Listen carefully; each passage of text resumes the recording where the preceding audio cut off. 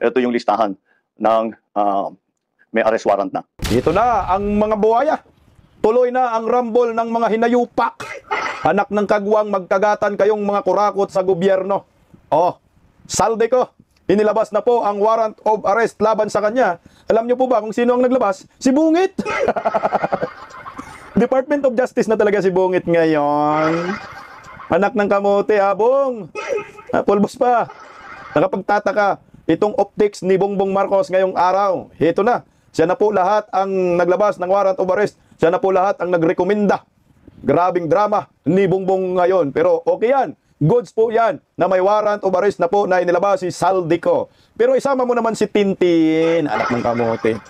Romualdez sinagot ang pinsan na si Bungit tungkol sa rekomendasyon pong kasuhan ng plunder ang kanyang pinsang buhaya rentablan niya. Senador Marcoleta, binoljak si Boyeng Rimulya sa kanyang bindalo. Putang ina, atras po si Boyeng sa bindalo sa budget hearing po dyan sa Senado, sa Ombudsman po. Ayan, yung budget para sa Ombudsman, nag-isa ho ng todo si Boyeng. Ang problema, hindi pwedeng sumagot kay Marcoleta, anak ng kagawang kawawa ngayon. Pa-like po muna, pa-share, pa-subscribe, at pakipindot po ang inyong notification bell upang lagi po tayong updated sa ating mga video. At suportahan po natin ang Berada Agila tuwing Lunes hanggang Biyernes, alas 2 hanggang alas 3, alas 4 ng hapon. Sa mga trolls, mag-subscribe na kayo. Daming trolls na rin sa Berada Agila, kunti pa lang yung subscribers namin. Baka pwede mag-subscribe po kayo sa Berada Agila YouTube channel. Pag-usapan na po natin itong mga drama sa likuran ng gobyernong nakangiwi ang panga. Naglabas po ng warrant itong si Bongbong Marcos ngayong araw. Kasabay po, kasunod po yan sa kanyang rekomendasyon na dapat di umanong kasuhan din ng plunder, indirect bribery at graft and corruption itong si Martin Romualdez at Saldico. Pero bago ang lahat po muna mga kabistak, baka pwede pakinggan po muna natin si Senador Marcolita kung paano niya binoljak itong si Bindalo Bunyeng Rimulya. Narito po. Uy, ayan na. Mr. President, in several decisions of the Supreme Court, the Office of the Ombudsman was admonished for grave abuse of discretion, for acts of bending or twisting the law to expand its powers. I may cite several jurisprudence if I must, Mr. President, if I will be required. And we all know that the present Ombudsman, Mr. President, publicly flouted this predilection to bend the law. Parang si Marcolita pag nagsalita nakakatakot, no? Parang iba yung ngayon ni Marcolita, parang seryoso na parang suling, no? Talagang pinuruhan si Bunyeng. Does he believe that these decisions of the Supreme Court are wrong and he is not bound by these decisions? Mr. President, the new Ombudsman intimated to me that his direction is to abide by the Supreme Court decision, and the rule of law is supreme. And therefore, he's not correct, and there is no basis for flouting those statements publicly declared that bending the law is all right, provided that he is not breaking the law. Mr. President, it's a figure of speech, Mr. President. So wala nang bindalo. Figure of speech. Ayan kasi nagdedepensa ng budget sa Ombudsman si Gatchalian. So ang pwede lang sumagot sa mga tanong, no, sa pag-scrutinize ng budget na yan ay si yung si Gatchalian. Si Boyeng ay hindi pwedeng sumagot kasi final na yata to. Final na ba to? Reading ba? Kaya ito po ang nangyayari ngayon. Kaya Boyeng, so hindi na, figure of speech na lang pala yung bindalo. Pero nagpa-interview ka Boyeng sa lahat ng mga mainstream media, nanindigan ka, bindalo. Yung sinabi mo nga, ano ba sinabi? Tax evading? Parang yung pagbabayad ng tax, hindi pagbabayad ng tax. Basta ganun. Legal daw. Ito talaga. Mr. President, why figure of speech? Ito na. The office of the Ombudsman is a high office. We're not supposed to be guided by figures of speech. Our people might be misled into believing that it's all right to bend the law, provided we do not eventually break it. It should be explained succinctly, Mr. Speaker. It should be explained very well that that is not correct. That he was wrong in saying that. Correct. He was very wrong in confirming and even affirming that publicly in one of our hearings in the Blue Ribbon Committee. Can we expect that, Mr. President, for the Ombudsman to do?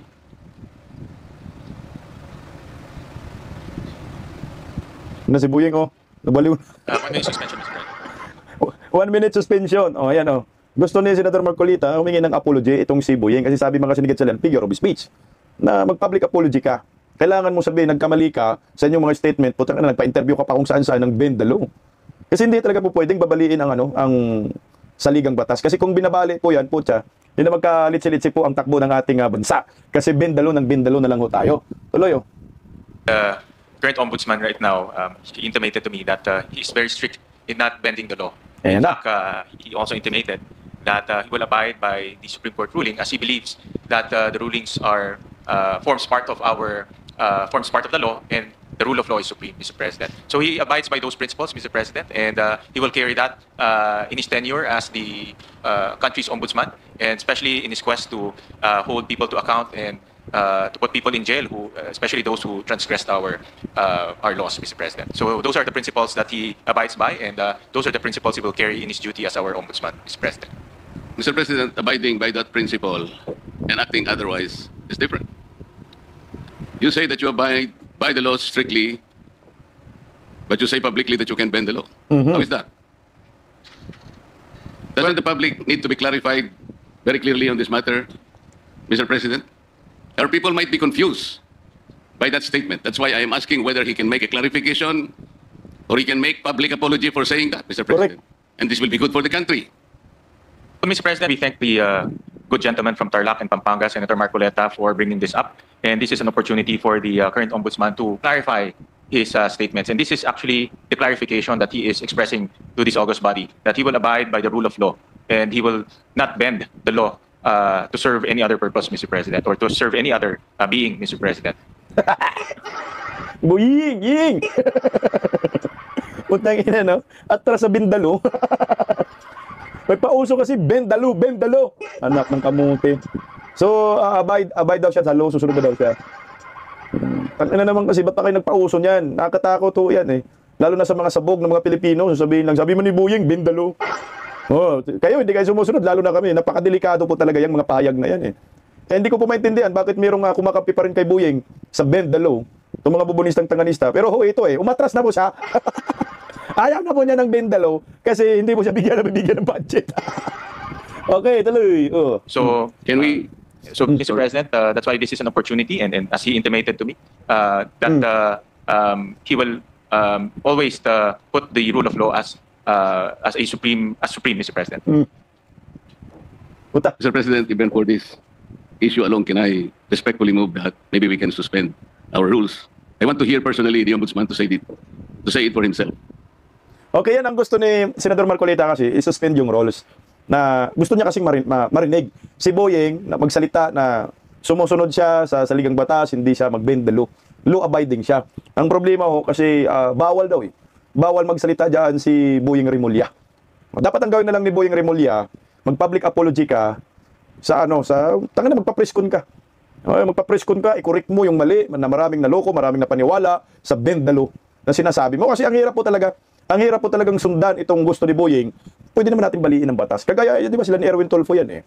Dapat din si Erwin Tulfo, dapat din na mag-public apology din. Kasi mambabatas, Department of Justice, Ombudsman, Senador, putangin na kayo yung pangunahing nagpo-promote ng bend the law. Kaya pala nagkalit-silitsi.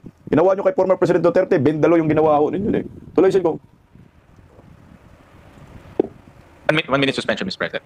Muli, nagpapasalamat po kami kay Senator Marcoleta at sa pagkakataong ngayon, hindi po pinagbigyan ng Senado yung kahilingan ni Senator Marcolita na suspend muna yung rules, pagsalitay natin si Buying Remulla. So hindi po pinapaboran. Kaya ito, sigat salian ang nahirapan. Tinanong niya po yung itong issue. Nagbibigay po ito ng oportunidad para sa ating bagong ombudsman na klaruhin yung kanyang mga nasabi. At wala akong intention to bend the law. No? That's very clear. In fact, ang prinsipyo po ng ating bagong ombudsman is to follow the law and uphold the law. Dahil naniniwala siya na ang rule of law is supreme, Mr. President. So, para lang klaro na itong nasabi niya ay isang figure of speech, pero wala akong intensyon na baliin po ang batas. Dahil ang kanyang intensyon ay ipatupad ng batas ng may integridad at may katarungan, Mr. President. So wala na tayong bendalo ha. Mga bubonista, mga supporters ni Buying, wala na yun ha. Ang naman talaga, huwag naman ganun kasi gaya kami dito, nagsasalita kami, freedom of expression at freedom of speech. Bigla-bigla na lang kami ninyong atakin kasi bendalo. Yung bendalo na yan, martial law po yan ang resulta. Wala nang batas-batas. So, anong gagawin natin? Bend the law. Kung ano po yung lumalabas sa bunganga ni Boyeng, yun yung batas, anak ng kamuti o talaga. Noon pa naman yan, nag-bend the law na yan si Boyeng. Kay Bantag pa noon, kay Bantag, kay Teves, Pastor Kibuloy, kay former President Duterte. Noon pa yan, nag-bend the law na. Dapat noon pa ay napigilan na natin ito. Kaso si Senador Marcolita, hindi pa naman senador that time. So ito, galing po sa bunganga mismo ni Boyeng, yung bend the law at ngayon umatras na. Abiding the law na lang daw. Is uphold the law. Wala yun.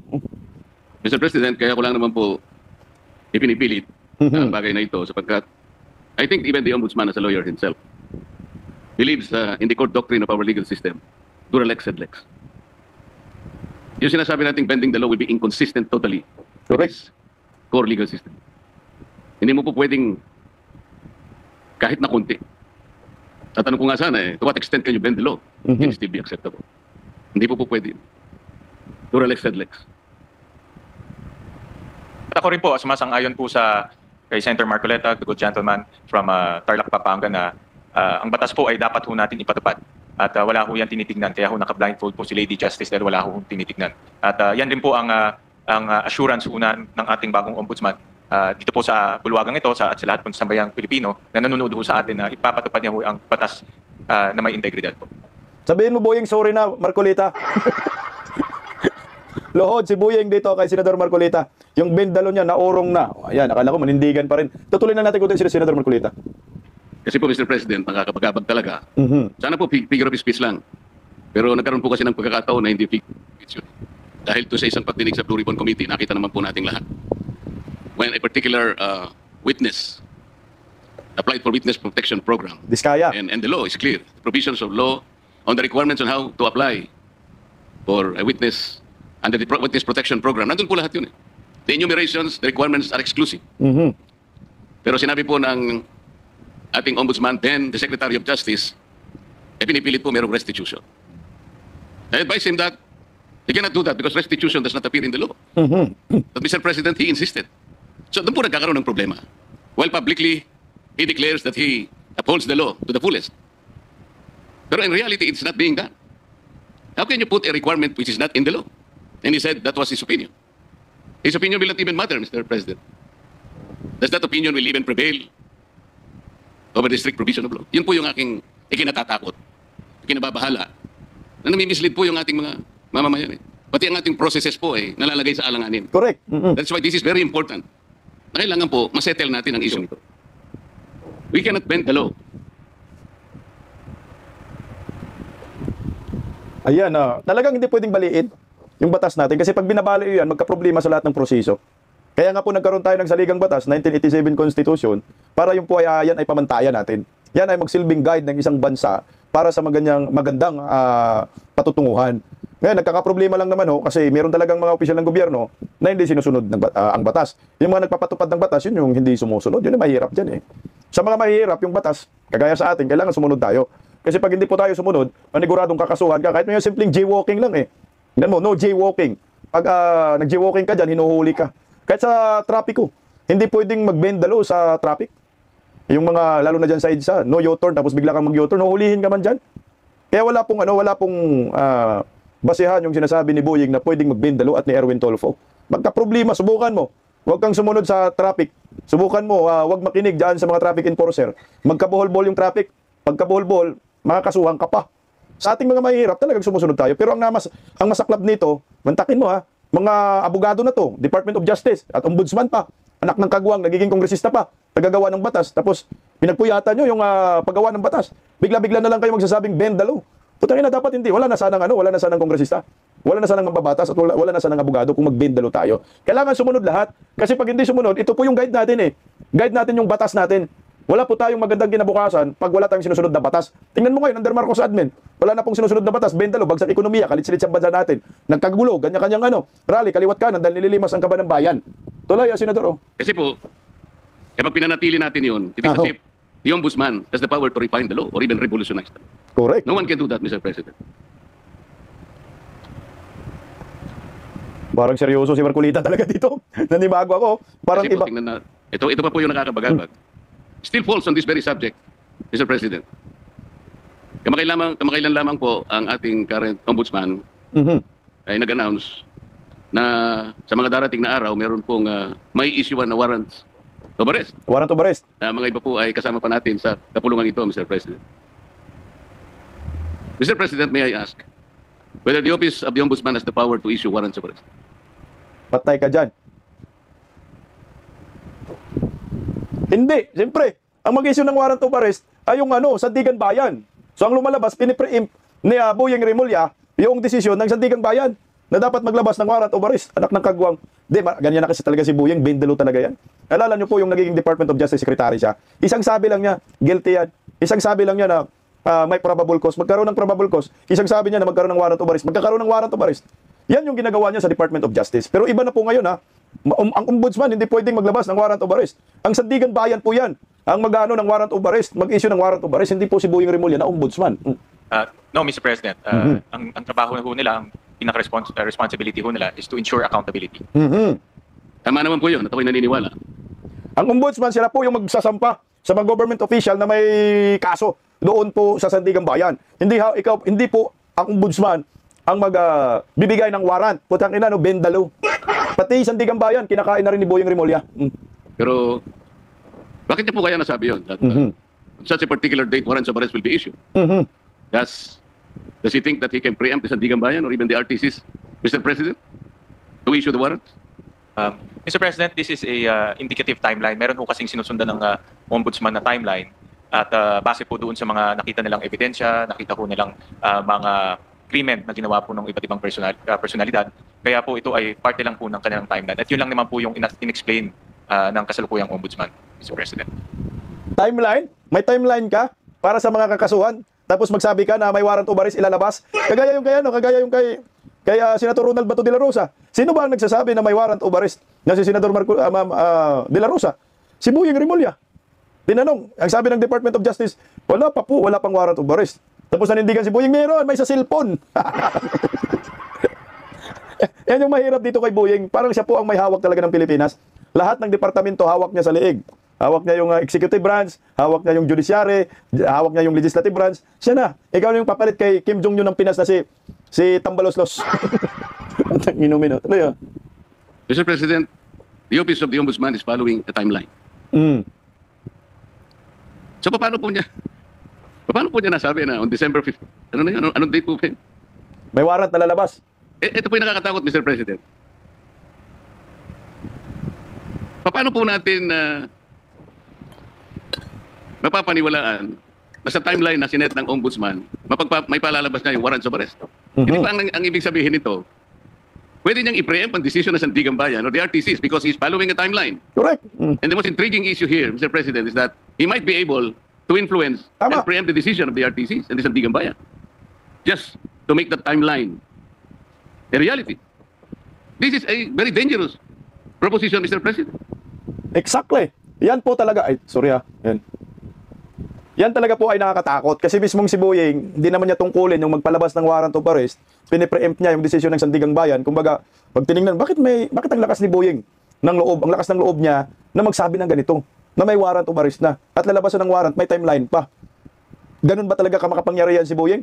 Hawak niya lahat itong Agama Regional Trial Court, Sandigan Bayan, kaya niyang diktahan. Sino ba talagang presidente natin? Bakit ba si Boyeng ay nagsasalita na may warrant na lalabas ng warrant itong mga certain kongresistas ay, walang kongresista, senador. Mga senador, labasan daw ng warrant. Pati nga po si Bato, nadamay pa na sa warrant na yan, sa ICC na yan. Saan ang gagaling kay Boyeng? Kahit nga Pangulo hindi ka pwedeng mag-announce na nalabasan ka ng warrant kahit wala pa pong investigasyon, wala pa pong kaso. Yan ang maliwanag sa ating saligang batas. Ito ay dugtong lang din po sa kagustuhan ni Boyeng Remulla na bindalo. Na ito na nga ho yung pinaghimutok pa rin ng butse ni Senador Marcolita na hanggang ngayon hindi niya matanggap yung bendalo dahil hindi naman ho talaga po pwede baliin ang ating saligang batas. Kahit kunting bali, hindi ho po pwede yan. Lahat po, batas ay batas. Kung ano po yung nakalagay sa batas, nakasaad sa saligang batas, kailangan po nating sundin. Mayaman ka ba mahirap, dapat ang batas ay pantay-pantay. Lahat tayo ay susunod. Ang problema talaga guys, sa ating bansa, pag mabusalan ng pera, wala ng batas-batas. Legit na legit po yan. What for example, traffic. Pag mahirap, huhulihin ka. Pero pag mayaman, hindi ka hulihin, bubusalan lang, yung mga buhaya, palampasin ka na. Yan yung bendalo. Ginagawa kaya ito ni Boyeng regular, yung bendalo? Kasi tama si Senador Marcolita, ito ay nakakatakot. Hindi ho po pwede sa isang third world country. Dapat po tayong mahirap na bansa, susunod tayo lahat sa batas para tatakbo tayo ng masagana at maganda yung patutunguhan ng ating gobyerno. Ngayon, ang resulta ho dito, bendalo tayo. Gaya ito kay Bongbong Marcos. Bakit si Bongbong ang naglabas ng warrant? Hindi mo po pwede na Department of Justice na mag-announce na may warrant of arrest na itong mga kawatan. Dapat sinama mo sarili mo, Bong.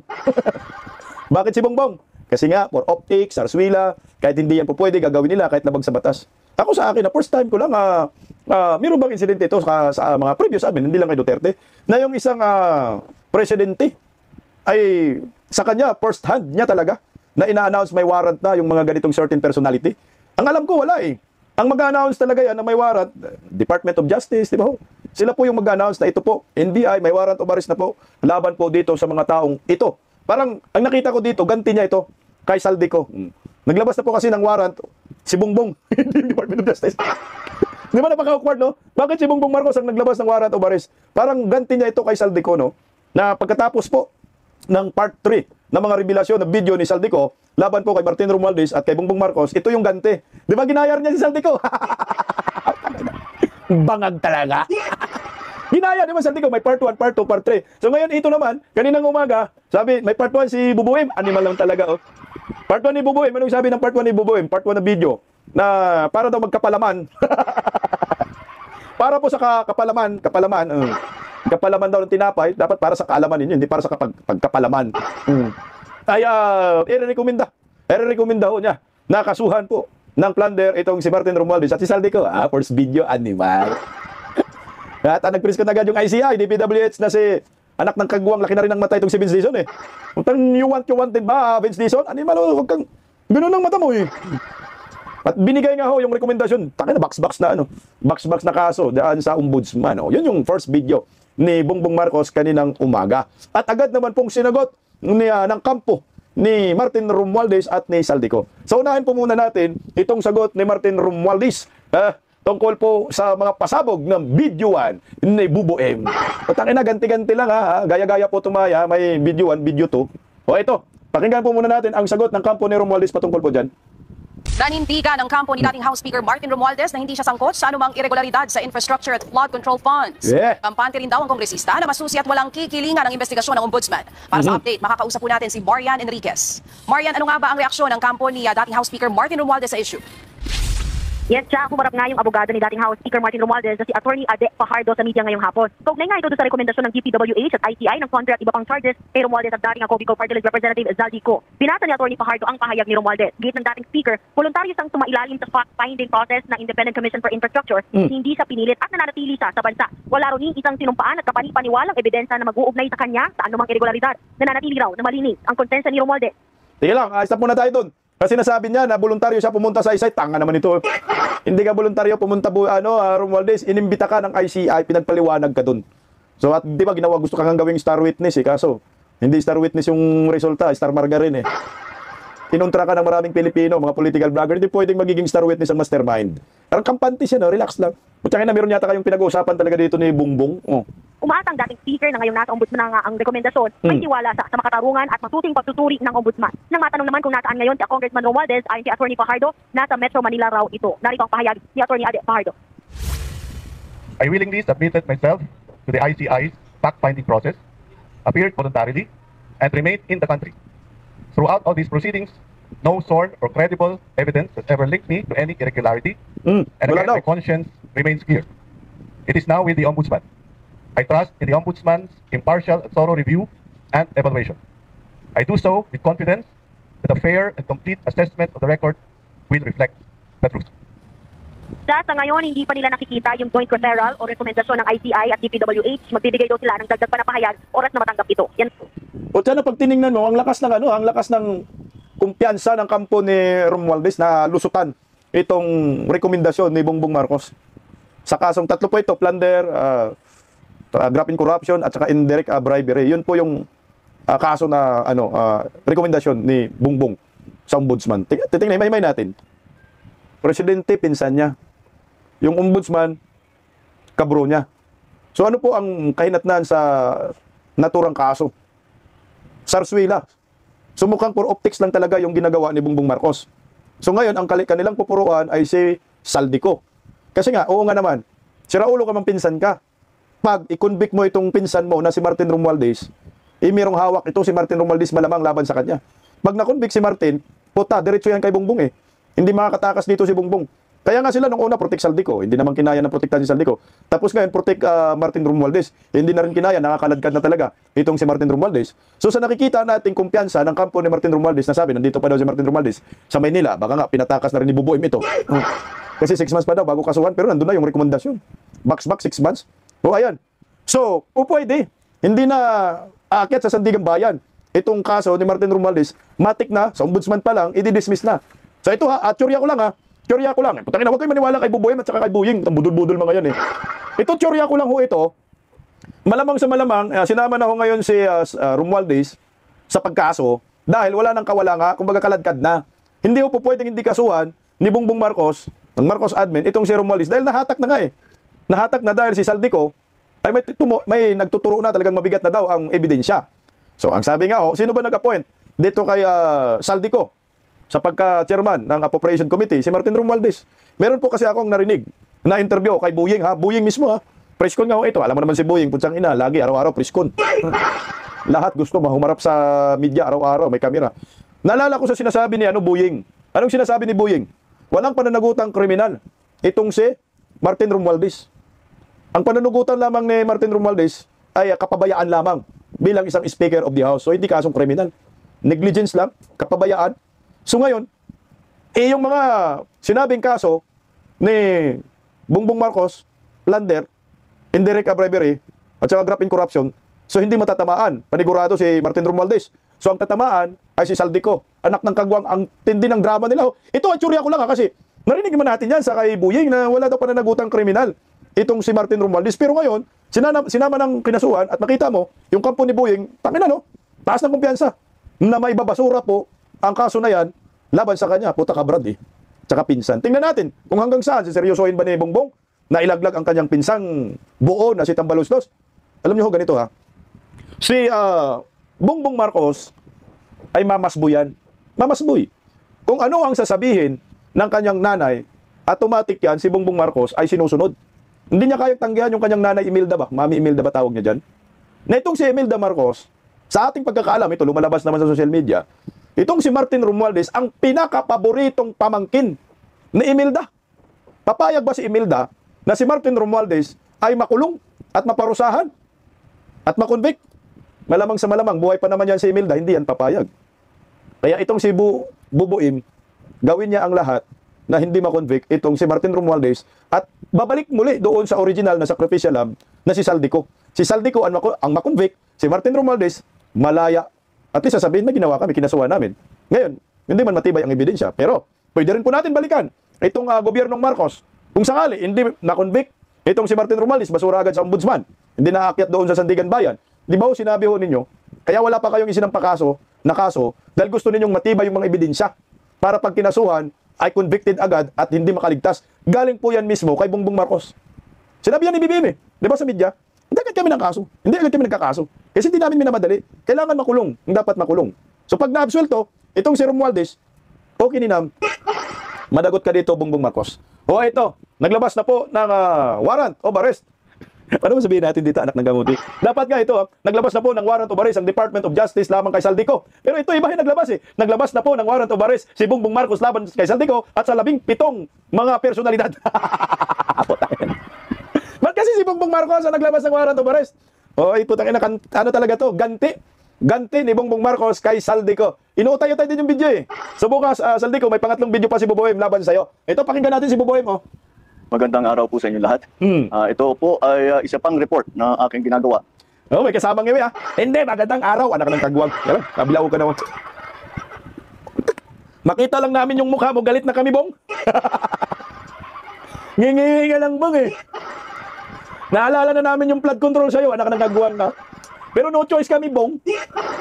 Pagtsagaan na namin yung video mong parang Netflix din, kagaya kay Saldico. Animal, upang malaman ng taong bayan kung ano na ang nangyayari tungkol sa mga flood control na kaso na naging iskandalo. At kung ano ang mga ating nagawa upang mapanagot ang mga may kagagawan nito. Kaya nais kong... Anak ng kamote, yung salita ba? Hindi pwedeng isang bisis lang banggitin mo. Kaya umaba yung video, babalik-balik ka parang vlogger. Vlogger na animal, ako ting creator. Presidente content creator natin, nagbabasa na nga lang, binabalik pa rin pinagsasabi. Ay, tangina, puting-puti ng buhok niya. At sino yung buhok niya, no? O, tingnan mo yung hairline niya. Grabe, puti na niya. Sunod yan, kalbo na niya. May report na ang ombudsman nagpormal nang naghain ng kaso laban kina Saldico at iba pang 17 individual batay sa mga ebidensyang iniakyat ng ICI at ng DPWH. Hindi po ito haka-haka, hindi po ito kwento. Ito po ay tunay na ebidensya. At ito po, para hindi ko na babasahin, pero makikita naman ninyo sa Basahin mo. Napagod. Basahin mo yun, buang ka. Sabi mo, ito ay hindi haka-haka. Paano kami maniwala sa'yo? Hindi mo binabasa. Yawards, ang tamad. Magbasa nga lang, ayaw pa. Tingnan nyo ha. Pagbabasa lang, pagod na siya. Paano pa kaya pagtulong sa bayan? Pagtulong sa mga nasalantaan na kanang kagwang talaga nyo? phone ninyo, ito yung listahan ng may arrest warrant na. Kita nyo daw sa phone ninyo. Paano kung nanood kami sa TV? Paano nanood kami sa tablet? Anak ka ng kamuti ka. Kita daw sa phone ninyo. Ito daw yung 17 na may warrant of arrest. Gusto namin yan kasama ka. Nakituloy natin. 17. At ang susunod na hakbang ay wala nang paligoy-ligoy pa. Ang ating mga otoridad ay siyempre papatupad na nila itong mga arrest warrant na ito. Arestuhin na sila. Ihaharap sa korte at pananagutin sa batas. Walang special na pagtrato, walang sinasanto. Ako ang nagsimula nitong lahat. Ako ang magtatapos. Kaya asahan po ninyo na wala pong tigil itong aming ginagawa. At kahit na parang napakatagal ang dumaan na panahon, ako'y nagpapasalamat sa pasensya ng ating mga kababayan. Ngunit nagbunga na ng resulta ang mga pasensya ninyo. Maraming salamat po. Magandang araw po sa inyo. Lolo mo. Nagbunga na daw yung pasensya. Anong bunga? May warrant of arrest na daw si Saldico. Ayan. Nagpakan nga natin. Untiyagin na, hindi ako naniwala dyan. Binaon mo si Saldico, sabi na, ako nag-umpisa, ako ang tatapos. Akala ko ako nag-umpisa, ako ang matatapos. Sabi gusto ko yung marinig eh. Ako nag-umpisa, ako yung matatapos. Nang inumin ha, ito na, lumalabas na. O sa mga bubunistang, taganistang, loyalistang ni Gagba. Akala nyo nakatulong yung sinasabi ni Bongbong Marcos na may warrant of arrest si Saldico? Akala nyo na, ano na si BBM dito, ligtas na? At wala na siyang pananagutan? Hindi. May pananagutan siya dito. Meron siyang command responsibility. 3 taon niya hinayaan na maubos ang kaban ng bayan. Ito yung patunay na ang korupsyon under Marcos admin ay sandamakmak. Mismong Pangulo na ho ang nagsabi niyan. Tapos ituturo niyo sa mga Duterte, ang tanga niyo. So ito ha, binanatan na si Saldico ngayon ng warrant. Ang bilis no? Di ba kanina lang? Ay iba pala, nauna pala si Saldico. Akala ko yung kaninang nirekomenda, nilabasan agad ng warrant. Siguro yung nauna pang rekomendasyon. So ito na nga ho, naglabas na yung warrant of arrest laban kay Saldico. So tinuluyan na talaga nila si Saldico na nauna na silang binanatan. At ano kaya ang magiging counter ni Saldico dito? Kasi gusto ko po yung next video ni Saldico. Banatan mo rin Saldico ng sunod na video. Warrant of arrest daw, arestuhin, ikukulong, iharap sa korte. Ngayon, ito na. Meron ng warrant of arrest. Ang next nito, kasi nandun man si Saldico sa ibang bansa, ay magpapatulong ka sa Interpol. Cancellation na po ng pasaporte. So ngayon, Saldico, bago ka gaguhin ni Bongbong Marcos, bago ka mahuli, bago ka magurgor, ibagsak mo na yung lahat ng alas mo. Para, utang na, ano mang mangyari sa'yo, magurgur man, masabi mo na ang lahat-lahat, puruhan mo na ng puruhan, itong si BBM at si Martin Romualdez. Pero pakinggan po natin ang sagot ng kampo ni Saldico. Labanan ng kampo ni dating Congressman Saldico ang mga kasong isinampa ng gobyerno laban sa kanya, kaugnay sa flood control SCA. Ayon sa abogado ni Ko na si Attorney Rui Rondain, nakahanda silang magsampa ng petisyon for bail at tutulan ang anumang hakbang para kanselahin ang pasaporte ni Ko. We'll fight it first. Labanan muna namin. Available the remedies available sa under the law. Because ang feeling talaga namin, ako personally, is talagang walang kaso. Iginiit din ni Rondain na ang tanging pangunahing kondisyon para umuwi ang kanyang kliyente sa Pilipinas ay ang katiyakan ng seguridad dito. Una nang binanggit ni Ko na may mga banta umano sa kanyang buhay kaya natatakot siyang umuwi ng bansa. Gusto lang niya yung ma-assure yung safety niya eh. And there are several facets to that. Number one, ako, sinabi ko personally, takot ako sa vigilante violence. Ang feeling niya, since non-bailable ito, papatayin siya sa loob as soon as he's detained. Tama ka dyan, Saldico. Lalo na kalaban mo si Bunying at Martin Romualdez at si BBM. Pero ako sa akin, gusto kong, kasi ito naman, meron naman tayong, napag-usapan naman na tayo na gurgurin siya, kung uuwi siya, putang ina, maawa ka Saldico sa bayan. Isabi mo na lahat. Sabi mo na yung lahat ng nalalaman mo. Na may ang king of budget insertion, king of kickback, itong si Bongbong Marcos, dagdagan mo pa. 'Di ba? Sagad mo na. Wag pala muna sagad, killing me supling ang datingan. Kahit isa lang yung sinabi mo yung pangatlong video na meron pa akong ilalabas, hindi pa tapos. So labas mo na dahan-dahan. Para kung ano mang mangyari sa'yo, may pakinabang man ang sambayan ng Pilipino. Total na ambunan po kayo ng bilyon-bilyon na nakaw sa kaban ng bayan eh. Kasi guys, ako sa akin itong nangyayari ngayon sa tatlong tinuturo na mastermind, no, tatlong apelyido, wala na nagkalabuan na sila dito. Hindi na po sila nagkaintindihan sa kanilang mga plano. Hindi na po sila nagkaintindihan kung ano ang magiging direksyon. Ito ay laglagan na. Tablahan na, drama, optics, kamalas-malas ni Romualdez at ni Saldico dahil yung kalaban nila ay presidente ng Republika ng Pilipinas. Walang panama talaga itong dalawa. Pero may pag-asa kayo dyan. Kumbaga mag-corroborate lang yung inyong mga statement ni Martin Romualdez, statement ni Saldico, anytime pwede nila mapabagsak si Bongbong eh. Kung sabay-sabay nila ituro ito. O kung meron pang ibang mga lead, meron pang lalabas. Talagang bagsak si Bongbong dito. Kaso ang lahat ng resources, makinarya nasa kay Bongbong Marcos. So labanan na po ito. Kung totoo ito, kung hindi drama, no? I-assume natin na hindi drama, pero putang ina, mga budol-budol nga sila eh. Magaling sila mag-drama-drama. So sabihin na lang natin hindi drama. Seryoso si Bongbong.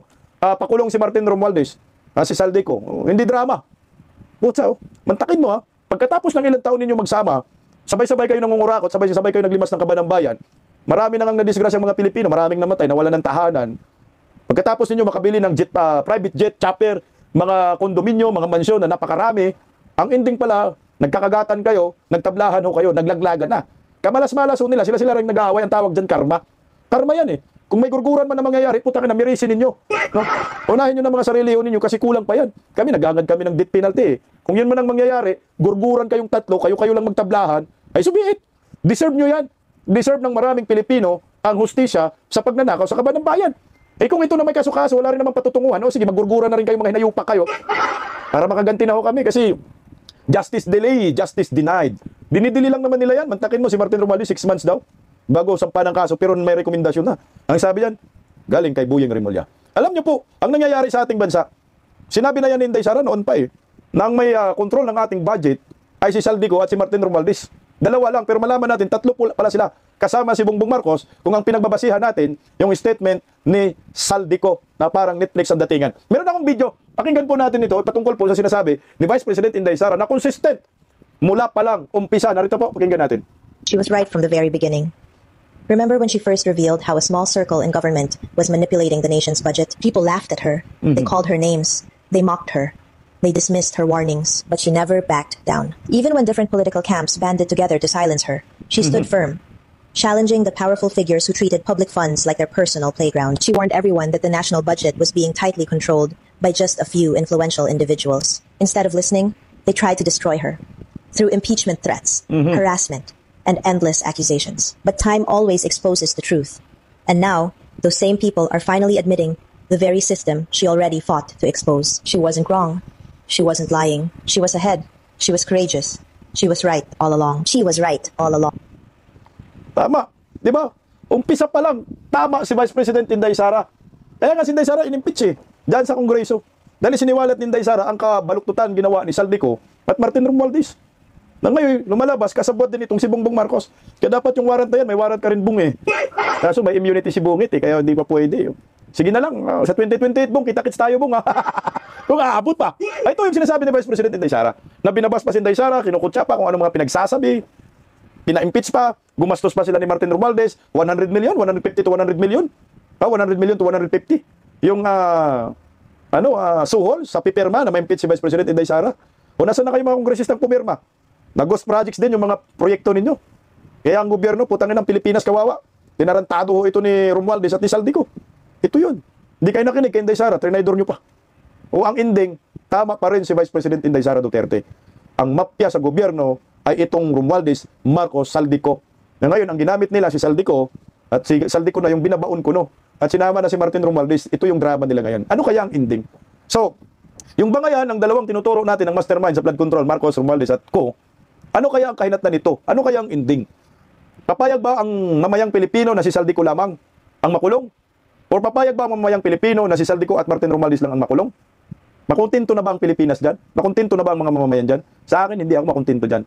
Kailangan si Bongbong Marcos makulong ka rin, Bong. Ikaw na ang nagsabi na may korupsyon. Ikaw na ang nagsabi, ikaw nag-umpisa tatapusin mo.